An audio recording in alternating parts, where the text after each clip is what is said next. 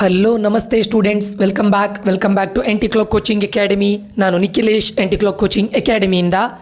ಈ ಒಂದು ವಿಡಿಯೋದಲ್ಲಿ ಕೆಲವೊಂದಿಷ್ಟು ಇಂಪಾರ್ಟೆಂಟ್ ಅಪ್ಡೇಟ್ಸ್ಗಳನ್ನು ಕೊಡ್ತಾ ಇದ್ದೇನೆ. ದಯವಿಟ್ಟು ಟಿಲ್ ದ ಎಂಡ್ ವಾಚ್ ಮಾಡಿ. ನೀವು ಈ ಚಾನಲ್ಗೆ ಹೊಸಬರಾಗಿದ್ದರೆ ದಯವಿಟ್ಟು ಸಬ್ಸ್ಕ್ರೈಬ್ ಮಾಡೋದನ್ನು ಮರಿಬೇಡಿ. ಇದೇ ರೀತಿ ಇಂಪಾರ್ಟೆಂಟ್ ಅಪ್ಡೇಟ್ಸ್ಗಳು ನಿಮಗೆ ಆನ್ ಟೈಮ್ ರೀಚ್ ಆಗಬೇಕು ಅಂತಿದ್ರೆ ಸಬ್ಸ್ಕ್ರೈಬ್ ಮಾಡ್ಕೊಳ್ಳಿ. ಅದೇ ರೀತಿ ಏನಾದರೂ ಡೌಟ್ಸ್ ಇದ್ದರೆ ಈ ವಿಡಿಯೋದ ಕಮೆಂಟ್ ಬಾಕ್ಸಲ್ಲಿ ಕಮೆಂಟ್ ಮಾಡಿ, ಖಂಡಿತ ನಾನು ಆನ್ಸರ್ ಮಾಡ್ತೇನೆ. Okay, first shocking news. Third exam ಈ ವರ್ಷ ಇಲ್ಲ. ಲಾಸ್ಟ್ 5 ಮಿನಿಟ್ಸ್ ಪ್ರೆಸ್ ಮೀಟಿಗೆ ಬರಲಿಕ್ಕೂ ಲಾಸ್ಟ್ 5 ಮಿನಿಟ್ಸು CM ಜೊತೆ ಕೂತ್ಕೊಂಡು ಮಾತಾಡಿ ನಮ್ಮ ಎಜುಕೇಷನ್ ಮಿನಿಸ್ಟರ್ ಅವರು ತಗೊಂಡಂಥ ಕೊನೆಯ 5 ನಿಮಿಷದ ನಿರ್ಧಾರ, ಥರ್ಡ್ ಎಕ್ಸಾಮ್ ಇಲ್ಲ. ಓಕೆ, ಸೊ KEAದವರು ರಿಲೀಸ್ ಮಾಡಿದಂಥ ಬ್ರೌಷರಲ್ಲಿ ಏನಿತ್ತು ಅಂತ ಕೇಳಿದರೆ, ಒಂದು ನಾವು ರೆಗ್ಯುಲರ್ ಎಕ್ಸಾಮನ್ನು ಮಾಡ್ತೇವೆ, 2 ಇಂಪ್ರೂವ್ಮೆಂಟ್ ಎಕ್ಸಾಮನ್ನು ಮಾಡ್ತೇವೆ. ಈ ವರ್ಷದ್ದು ನಾನು ಹೇಳ್ತಾ ಇರೋದು ಬ್ರೌಷರಲ್ಲಿ ಇದ್ದಿದ್ದು. ನಾವು 3 ಎಕ್ಸಾಮ್ನ ರಿಸಲ್ಟನ್ನು, ಮಾರ್ಕ್ಸನ್ನು KCETಗೆ ಕನ್ಸಿಡರ್ ಮಾಡ್ತೇವೆ ಅಂತ ಹಾಕಿದ್ದಿದ್ರು.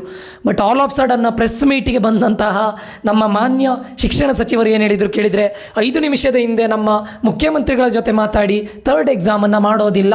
ಯಾಕೆ ಕೇಳಿದರೆ, ಫಸ್ಟ್ ಎಕ್ಸಾಮಲ್ಲಿ 86% ಸ್ಟೂಡೆಂಟ್ಸ್ಗಳು ಪಾಸ್ ಆಗಿದ್ದಾರೆ ಅನ್ನೋ ಒಂದು ನಿಟ್ಟಿನಿಂದ ನಾವು ಇದನ್ನು ಮಾಡೋದಿಲ್ಲ ಅಂತ ಹೇಳ್ತಾ ಇದ್ದಾರೆ. ಈ ರೀತಿ ಶಾಕಿಂಗ್ ನ್ಯೂಸ್ಗಳು ಮುಂದೆ ನಿಮಗೆ ತುಂಬ ಬರ್ತಾ ಇರುತ್ತೆ. ನಾನು 7 ವರ್ಷದಿಂದ ಈ ಎಜುಕೇಷನ್ ಫೀಲ್ಡಲ್ಲಿದ್ದೇನೆ, ಟೀಚಿಂಗ್ ಮಾಡ್ತೇನೆ, ಕೌನ್ಸಿಲಿಂಗ್ ಮಾಡ್ತೇನೆ. ಈ ರೀತಿ ಕೌನ್ಸಿಲಿಂಗ್ ಟೈಮಲ್ಲಂತೂ ಕೇಳೋದೇ ಬೇಡ. ಅನ್ಪ್ರೆಡಿಕ್ಟೇಬಲ್ ಡೇಟ್ಸ್ಗಳು, ಅನ್ಪ್ರೆಡಿಕ್ಟೇಬಲ್ ರಿಸಲ್ಟ್ಗಳು ಎಲ್ಲ ಬರ್ತಾ ಇರುತ್ತೆ. ಸೊ ಗೆಟ್ ರೆಡಿ, ಇವತ್ತಿಂದನೇ ಗೆಟ್ ರೆಡಿ. ಓಕೆ, ಸೊ ಈ ರಿಸಲ್ಟಿಂದ first news, it's a bad news actually.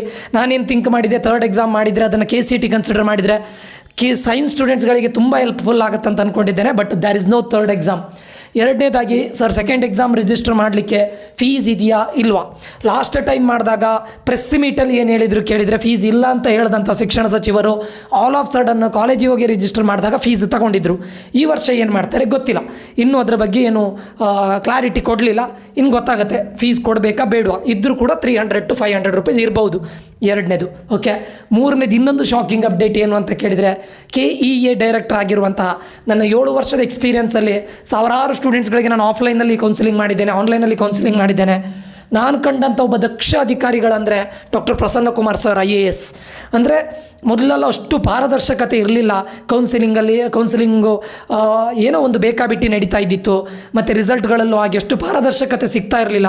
But CET ಯಾವಾಗ ಪ್ರಸನ್ನ ಕುಮಾರ್ ಸರ್ ಅವರು KEA ಡೈರೆಕ್ಟ್ರಾಗಿ ಬಂದರು, ತುಂಬ ಪಾರದರ್ಶಕತೆಯನ್ನು ತರೋ ಪ್ರಯತ್ನ ಮಾಡಿದ್ದಾರೆ. ಅದು ಪೇರೆಂಟ್ಸ್ಗಳಿಗೆ ಮತ್ತು ಸ್ಟೂಡೆಂಟ್ಸ್ಗಳಿಗೆ ಹೆಲ್ಪ್ ಆಗೋ ರೀತಿಯಲ್ಲಿ ಮಾಡಿದ್ದಾರೆ. ಲಾಸ್ಟ್ ಇಯರ್ ಸೀಟ್ ಬ್ಲಾಕಿಂಗ್ ವಿಷಯವನ್ನು ಹೊರಗೆ ತಂದಂಥ ಒಬ್ಬ ವ್ಯಕ್ತಿ ಅಂತ ಹೇಳಿದರೆ ಅದು ಪ್ರಸನ್ನ ಕುಮಾರ್ ಸರ್. ಯಾಕಂದರೆ ಕರ್ನಾಟಕದ ಪ್ರತಿಷ್ಠಿತ ಕಾಲೇಜ್ಗಳು ಈ ಸೀಟ್ ಬ್ಲಾಕಿಂಗಲ್ಲಿ ಸಿಕ್ಕಾಕೊಂಡಿದ್ರು. ಓಕೆ, ಸೊ ಪ್ರತಿಷ್ಠಿತ ಕಾಲೇಜ್ಗಳು ನಿಮ್ಗೆ ಗೊತ್ತಿದೆ. ಕರ್ನಾಟಕದ ಪ್ರತಿಷ್ಠಿತ ಕಾಲೇಜಲ್ಲಿ ನೀವು ಒಂದು ಮ್ಯಾನೇಜ್ಮೆಂಟ್ ಸೀಟನ್ನು ತಗೊಳ್ಬೇಕು ಅಂದರೆ 40 ರಿಂದ 50 ಲಕ್ಷ ಬೇಕು. ಈ ರೀತಿ ಸೀಟ್ ಬ್ಲಾಕಿಂಗನ್ನು ಮಾಡಿಕೊಂಡು ಕೋಟಿಗಟ್ಟಲೆ ದುಡ್ಡನ್ನು ಟರ್ನ್ ಮಾಡಿದಂಥ ಕೆಲವೊಂದು ಟಾಪ್ ಕಾಲೇಜಸ್ಗಳಿದೆ. ಅದೆಲ್ಲ ಕಾಲೇಜಸ್ಗಳನ್ನು ಹಿಡಿದು ಅವರಿಗೆ ಕಂಪ್ಲೇಂಟ್ ಕೊಟ್ಟು ಇವತ್ತದು ಇದಿದೆ, ಏನು ಇನ್ವೆಸ್ಟಿಗೇಷನ್ ಆಗ್ತಾ ಇದೆ. ಓಕೆ, ಸೊ ಈ ಥರ ಎಲ್ಲದನ್ನು ಮಾಡಿದ್ದು ನಮ್ಮ ಪ್ರಸನ್ನ ಕುಮಾರ್ ಸರ್. ಅವರನ್ನು ಟ್ರಾನ್ಸ್ಫರ್ ಮಾಡೋ ಎಲ್ಲ ಪ್ರಯತ್ನಗಳು ಸಾಗ್ತಾ ಇದೆ. ಇನ್ನೂ ಆಗಿಲ್ಲ, ಟ್ರಾನ್ಸ್ಫರ್ ಮಾಡೋ ಪ್ರಯತ್ನಗಳು ಸಾಗ್ತಾ ಇದೆ. ಯಾಕಂತ ಕೇಳಿದರೆ, KEA ಕಡೆಯಿಂದ ಆಗುವಂತಹ ಇದಿರ್ಬೋದು, ಇಲ್ಲಿ ಗೌರ್ಮೆಂಟ್ ಎಕ್ಸಾಮ್ಸ್ಗಳು ಇದ್ರ ಕೆಳಗಡೆ ಆಗುತ್ತೆ. CET ನಿಮ್ಗೆ ಗೊತ್ತಿದೆ, ಕರ್ನಾಟಕದಿಂದ ಇಂಜಿನಿಯರಿಂಗ್ ಅಂತ ಹೇಳಿದರೆ ಇಡೀ ಇಂಡಿಯಾದಲ್ಲೇ ಒನ್ ಆಫ್ ದ ಟಾಪ್. ನಮ್ಮ ಕರ್ನಾಟಕದಲ್ಲಿ ಟಾಪ್ ಕಾಲೇಜಸ್ಗಳಿದೆ. ಎಲ್ಲ IT ಟೆಕ್ ಹಬ್ ಅಂತ ಕರೀತಾರೆ. ಬೆಂಗಳೂರು ಕರ್ನಾಟಕದಲ್ಲಿ ಇಡೀ ಇಂಡಿಯಾದ ಟೆಕ್ ಹಬ್, ವರ್ಲ್ಡಲ್ಲೇ ತನ್ನದೇ ಆದಂಥ ಹೆಸರನ್ನು ಮಾಡಿದಂಥ ಬೆಂಗಳೂರು. ಸೊ ಕರ್ನಾಟಕದ ಇಂಜಿನಿಯರಿಂಗ್ ಅಂತ ಹೇಳಿದರೆ ಒಂದು ಸ್ಟ್ಯಾಂಡರ್ಡ್ ಇದೆ.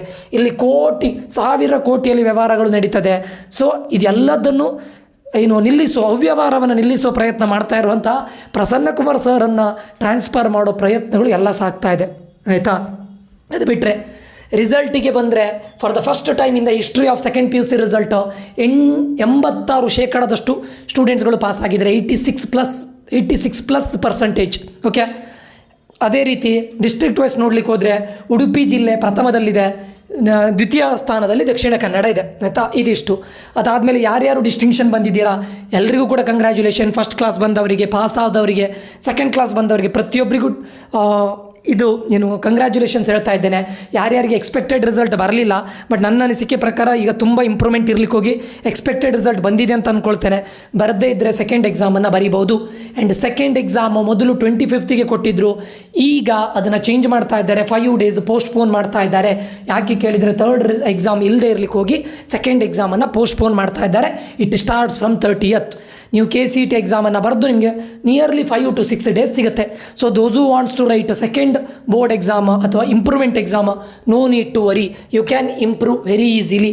And as you know, improved ಮಾರ್ಕ್ಸನ್ನು ಕನ್ಸಿಡರ್ ಮಾಡ್ತಾರೆ, ಯಾವುದರಲ್ಲಿ ಬೆಸ್ಟ್ ಆಫ್ 2 ಅನ್ನು ಕನ್ಸಿಡರ್ ಮಾಡ್ತಾರೆ. ಆ್ಯಂಡ್ ಸೆಕೆಂಡ್ ಎಕ್ಸಾಮ್ನ ರಿಸಲ್ಟನ್ನು KCETಗೂ ಕನ್ಸಿಡರ್ ಮಾಡ್ತಾರೆ. So no need to worry. Okay, almost ನಿಮಗೆ ಏನು 13th ಎಕ್ಸಾಮ್ ಮುಗೀತದೆ. ಅದಾದ 10 days ನಂತರ ರಿಸಲ್ಟ್ ಬಂದರು. 23rd ಸೆಕೆಂಡ್ ಬೋರ್ಡ್ ಎಕ್ಸಾಮ್ನ ರಿಸಲ್ಟ್ ಬಂದರು. ಅಂದರೆ ಇದೀಗ ಏಪ್ರಿಲ್ ಅಲ್ವಾ, ನಿಮಗೆ ಮೇ ಎಂಡ್ ಆಗಿ KCET ರಿಸಲ್ಟ್ ಬರುತ್ತೆ. May 25th ಅಥವಾ ಮೇ ಎಂಡ್ ಒಳಗಡೆ ನಿಮ್ಮ KCET ರಿಸಲ್ಟ್ ಬರುತ್ತೆ.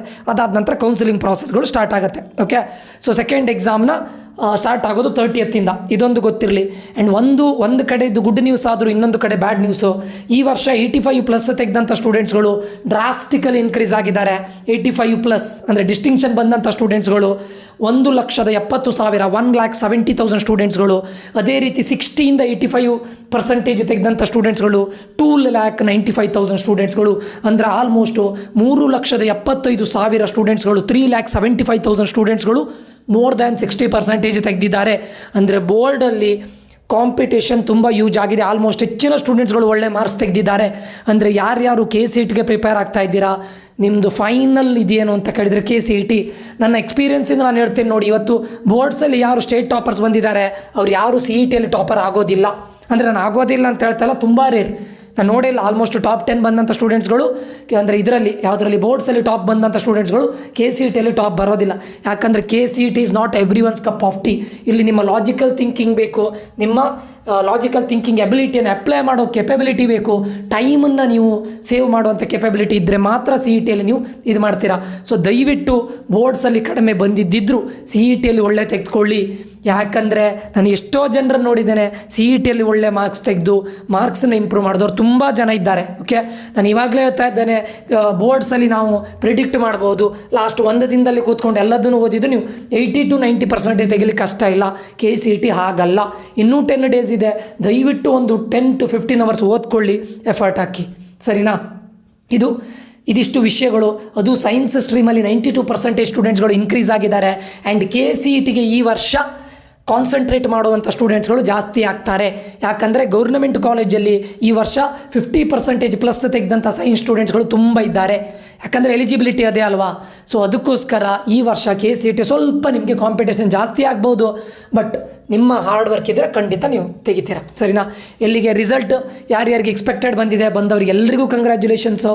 ಯಾವುದು ರಿಸಲ್ಟನ್ನು ಟೆನ್ಷನ್ ತೊಗೊಳ್ಬೇಡಿ. ಸೆಕೆಂಡ್ ಬೋರ್ಡ್ ಎಕ್ಸಾಮ್ ಇದೆ, ಜಸ್ಟ್ ಇವಾಗ ಬಂದಿದೆ, ನನಗೆ ಇಂತಿಷ್ಟು ಮಾರ್ಕ್ಸ್ ಇದೆ, ಅದನ್ನು ಬಿಟ್ಟುಬಿಡಿ. ಓಕೆ, ನಿಮ್ಮ ಮಾರ್ಕ್ಸ್ ಕಾರ್ಡನ್ನು ನೀವು ಡಿಜಿಲಾಕರಲ್ಲಿ ಇವಾಗ ಡೌನ್ಲೋಡ್ ಮಾಡ್ಕೊಳ್ಬೋದು, ಅಥವಾ ಮ್ಯಾನ್ಯುವಲ್ ಆಗಿನೂ ಕೂಡ ಮುಂದೆ ಸಿಗುತ್ತೆ ನಿಮಗೆ. No need to worry. Okay, ಸದ್ಯಕ್ಕೆ ಈ ರಿಸಲ್ಟನ್ನು ತಲೆಯಲ್ಲಿ ಇಟ್ಕೊಂಡು ಮುಂದೆ ನನಗೆ ಇರೋದು ಒಂದೇ ಆಪ್ಷನ್ KCET. ನಾನು 100% KCETಯಲ್ಲಿ ಕೊಡ್ತೇನೆ, ಇನ್ನಾದರೂ 100% ಕೊಡೋ ಪ್ರಯತ್ನ ಮಾಡ್ತೇನೆ ಅಂತ ಹಾರ್ಡ್ ವರ್ಕ್ ಮಾಡಿ, ಖಂಡಿತ ಒಳ್ಳೆ ರಿಸಲ್ಟ್ ಬರುತ್ತೆ. ಸೊ ಇದಿಷ್ಟು ಅಪ್ಡೇಟ್ಗಳು. ದಯವಿಟ್ಟು second board exam is your last exam. Third exam ಇದೆ ಅಂತ ದಯವಿಟ್ಟು ಕೂತ್ಕೋಬೇಡಿ. ಓಕೆ, ಸೊ ಇದಿಷ್ಟು ಅಪ್ಡೇಟ್ಗಳು. ಇದರಿಂದ ನಿಮಗೆ ಯೂಸ್ಫುಲ್ ಆಗಿದೆ ಅಂತ ಅಂದ್ಕೊಳ್ತೇನೆ. ನಮ್ಮ ಈ ಚಾನಲಿಂದ ನಿಮಗೆ ಯೂಸ್ಫುಲ್ ಕಂಟೆಂಟ್ಗಳು ಸಿಗ್ತಾ ಇದೆ ಅಂತ ಆದರೆ ದಯವಿಟ್ಟು ಸಬ್ಸ್ಕ್ರೈಬ್ ಮಾಡೋದನ್ನು ಮರಿಬೇಡಿ.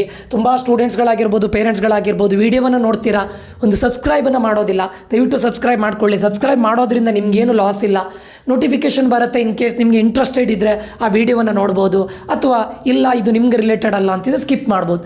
100% ಈ ಚಾನಲಿಂದ ನಿಮಗೆ ಇವತ್ತಿಂದ ಹಿಡಿದು ನಿಮ್ಮ ಇಂಜಿನಿಯರಿಂಗ್ ಮುಗಿಯೋವರೆಗೂ ನಿಮ್ಮದು ನನ್ನ ಕಡೆಯಿಂದ 100% ಈ ಚಾನಲಿಂದ ನಿಮಗೆ ಯೂಸ್ಫುಲ್ ಇದೆ. You just can ask. ನನ್ನ ಇಲ್ಲಿ ಇರುವಂಥ ಈಗ 13,000 ಸ್ಟೂಡೆಂಟ್ಸ್ಗಳಲ್ಲಿ 10,000 ಸ್ಟೂಡೆಂಟ್ಸ್ಗಳು ಈಗ ಇಂಜಿನಿಯರಿಂಗ್ ಓದ್ತಿದ್ದವರು. ಓಕೆ, ಅವರಿಗೆ ಇಂಜಿನಿಯರಿಂಗಲ್ಲೂ ನನ್ನ ಚಾನಲಿಂದ ಹೆಲ್ಪ್ ಆಗ್ತಾಯಿದೆ. ನಿಮ್ಮ ಮುಂದಿನ ಫ್ಯೂಚರಲ್ಲೂ ಕೂಡ ಇದು ಹೆಲ್ಪ್ ಆಗುತ್ತೆ. ಸುಮ್ಮನೆ ಅಪ್ಡೇಟ್ಸ್ಗಳನ್ನು ಕೊಡೋದಿಲ್ಲ ನಾನು. ಎಕ್ಸಾಮ್ ರಿಸಲ್ಟ್ ಅಪ್ಡೇಟ್ ಮಾತ್ರ ಅಲ್ಲ, ನಿಮಗೆ ಇಂಪಾರ್ಟೆಂಟ್ ಸಬ್ಜೆಕ್ಟ್ಸ್ಗಳು, ಮುಂದೆ ನಿಮಗೆ ಸ್ಕಿಲ್ಸನ್ನು ಏನು ಡೆವಲಪ್ ಮಾಡಬೇಕು, ಆ್ಯಂಡ್ ನಿಮ್ಮದು ಇಂಜಿನಿಯರಿಂಗ್ ಏನು VTU ಸೇರಿದರೆ ಯಾವ್ದು ಇಂಪಾರ್ಟೆಂಟ್ ಕ್ವಶನ್ಸ್ಗಳು ಎಲ್ಲದನ್ನು ಮಾಡ್ತೇನೆ ನಾನು. ತುಂಬ ಹೆಲ್ಪ್ಫುಲ್ ಇದೆ. ಒಂದು ಸಬ್ಸ್ಕ್ರೈಬ್ ಮಾಡ್ಕೊಳ್ಳಿ ಅಂತ ಹೇಳ್ತಾ ಮುಂದಿನ ವಿಡಿಯೋದಲ್ಲಿ ಮತ್ತೆ ಸಿಗ್ತೇನೆ. ಅದೇ ರೀತಿ ನಮ್ಮದೊಂದು ವಾಟ್ಸಪ್ ಗ್ರೂಪ್ ಇದೆ, ಅದರಲ್ಲಿ ನಾನು ನಿಮಗೆ KCET ಪ್ರೀವಿಯಸ್ ಇಯರ್ ಕ್ವಶನ್ ಪೇಪರ್ಸ್ನ ಸೊಲ್ಯೂಷನ್ ಮತ್ತು ಇಂಪಾರ್ಟೆಂಟ್ ಟಾಪಿಕ್ಸು ಆ್ಯಂಡ್ ಮಾಕ್ ಟೆಸ್ಟನ್ನು ಕೊಡ್ತಾ ಇದ್ದೇನೆ. ನೀವು ಇನ್ನೂ ಜಾಯ್ನ್ ಆಗದೇ ಇದ್ದರೆ ಆ ವಾಟ್ಸಪ್ ಗ್ರೂಪ್ನ ಲಿಂಕನ್ನು ಈ ವಿಡಿಯೋದ ಡಿಸ್ಕ್ರಿಪ್ಷನಲ್ಲಿ ಕೊಟ್ಟಿರ್ತೇನೆ, ದಯವಿಟ್ಟು ಜಾಯ್ನ್ ಆಗಿ. ಮುಂದಿನ ವಿಡಿಯೋದಲ್ಲಿ ಮತ್ತೆ ಸಿಗ್ತೇನೆ. Until that, love you all, bye, take care students.